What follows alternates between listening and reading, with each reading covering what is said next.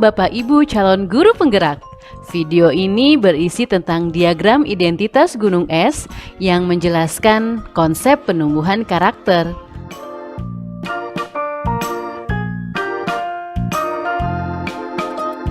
Fenomena gunung es di lautan dapat menggambarkan bahwa apa yang terlihat di permukaan tidak dapat menunjukkan sebesar apa yang tersembunyi di bawah permukaan laut. Gunung es mengajarkan bahwa kita tidak cukup hanya mempertimbangkan sesuatu dari apa yang terlihat di permukaan saja. Fenomena gunung es ini akan kita gunakan untuk mengumpamakan bagaimana proses perubahan perilaku dan penumbuhan karakter manusia terjadi. Bagian gunung es yang terlihat di permukaan air sebanyak-banyaknya hanya sebesar 12%. Bagian itu adalah bagian karakter yang dapat terlihat oleh orang lain dan disadari oleh diri sendiri. Sisanya sebesar 88% berada di bawah sadar, berada di dalam diri masing-masing orang. Perlu usaha tersendiri untuk melihatnya, apalagi mengubahnya. Di bawah permukaan laut, sebagai bagian terbesar gunung es ada dalam diri tiap manusia. Di sana diumpamakan ada sebuah kotak hitam yang berisi nilai-nilai, kepercayaan, pola pikir, soft skills yang kesemuanya mendasari bagaimana seseorang berperilaku.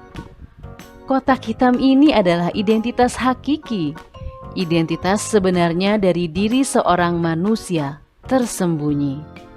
Jadi, karakter yang dapat kita lihat atau yang terlihat dari seseorang sesungguhnya didasari oleh perilaku-perilaku yang berulang telah ia lakukan sehingga akhirnya menjadi kebiasaan-kebiasaan.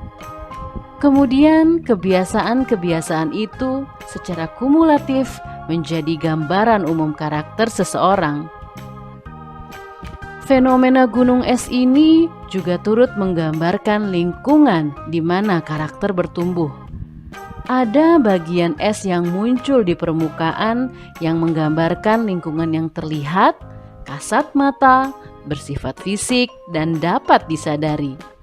Ada pula bagian es yang berada di bawah permukaan yang menggambarkan lingkungan yang tidak terlihat, tidak kasat mata, bersifat psikis, dan tidak begitu saja mudah untuk disadari. Dua lingkungan itulah yang mempengaruhi karakter seseorang dan perlu kita maksimalkan pengaruhnya dalam menumbuhkan karakter seorang manusia. Dalam menumbuhkan karakter, kedua lingkungan tersebut dapat kita sederhanakan sebagai pengkondisian dan pembiasaan, baik pada lingkungan fisik maupun psikis, baik secara eksplisit maupun implisit. Ada dua jalan utama dalam melakukan pengkondisian dan pembiasaan untuk menumbuhkan perilaku dan kebiasaan yang positif maupun yang negatif, yaitu lewat jalan keteladanan dan lewat jalan sistem atau aturan. Komitmen untuk melangkah melalui dua jalan utama itulah yang perlu dilakukan secara konsisten agar efektivitas pengaruh lingkungan pada apa yang ada di dalam kotak hitam identitas terus meningkat, mempengaruhi perilaku demi perilaku, hingga akhirnya bertumbuh menjadi karakter yang baik. Selamat belajar mengelola proses perubahan perilaku. Selamat menumbuhkan karakter baik.